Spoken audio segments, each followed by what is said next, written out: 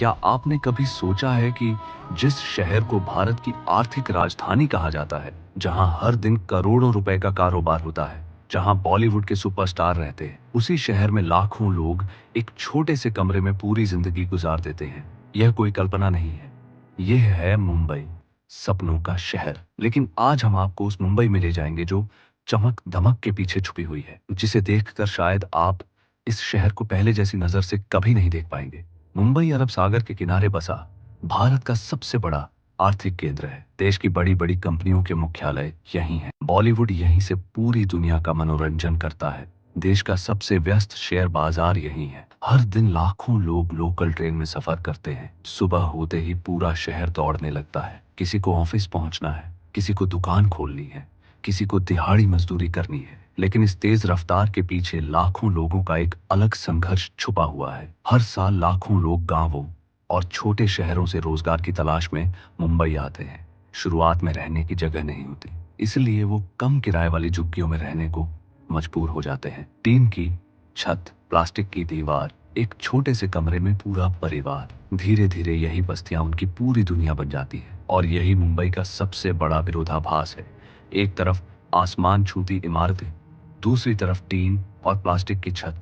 जब भी मुंबई की बात होती है, एक नाम जरूर आता है, धारावी। लगभग 2.5 वर्ग किलोमीटर में फैला यह इलाका दुनिया की सबसे घनी आबादी वाले क्षेत्रों में से एक है।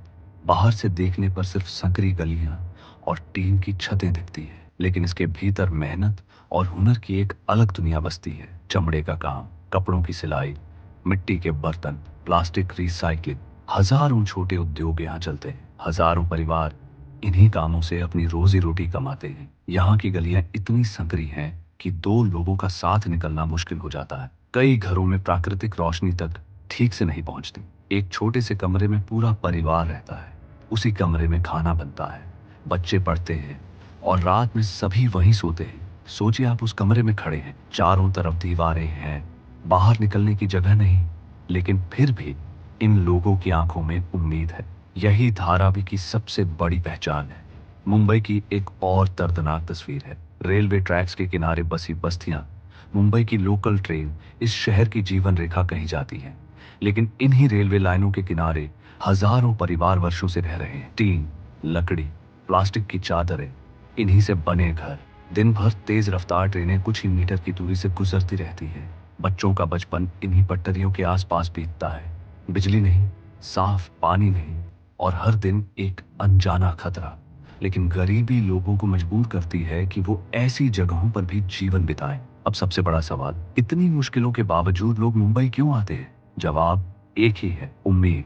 भारत के गांवों में रोजगार सीमित है, खेती से आय कम होती जा रही है। ऐसे में मुंबई एक रोशनी की तरह दिखती है। लोग आते हैं, कुछ को काम मिलता है, कुछ को नहीं, लेकिन वो रुकते हैं क्योंकि वापस जाने का मतलब है हार मान लेना। और मुंबई का इंसान हार मानना नहीं जानता। मुंबई की सबसे बड़ी परीक्षा तब शुरू होती है जब मॉनसून दस्तक देता है। हर साल जून से सितंबर के बीच भारी बारिश इस शहर की रफ्तार को धीमा कर देती है। कुछ घंटों की बारिश में सड़कें पानी में डूब जाती हैं, लोकल ट्रेन्स प्रभावित होती हैं, कई घरों में पानी घुस जाता है, टीन की छतों से पानी टपकता है, छोटे कमरों में रहना बेहद कठिन हो जाता है। डेंगू, मलेरिया, बीमारियों का खतरा बढ़ जाता है।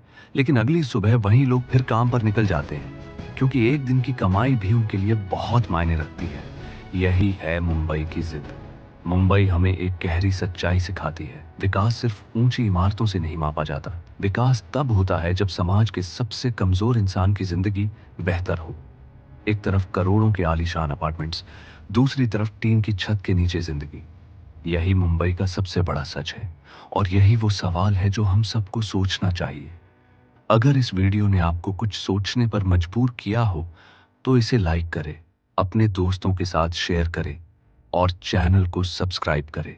कमेंट में बताइए, मुंबई के किस पहलू के बारे में आप सबसे ज्यादा जानना चाहते हैं।